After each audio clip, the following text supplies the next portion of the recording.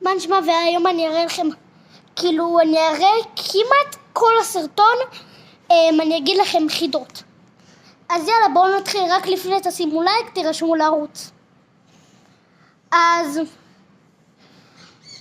חידה שאני המצאתי. ילדה אחת נכנסה למערה ואף פעם לא יצאה. האם לא משנה? למה לא יצאה?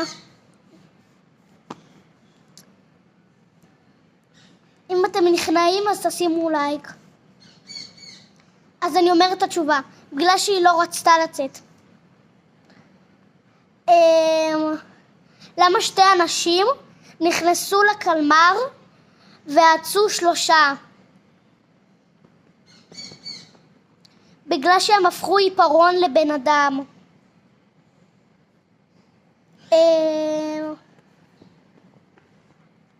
רוצים לשמוע חלום שלי? די מצחיק.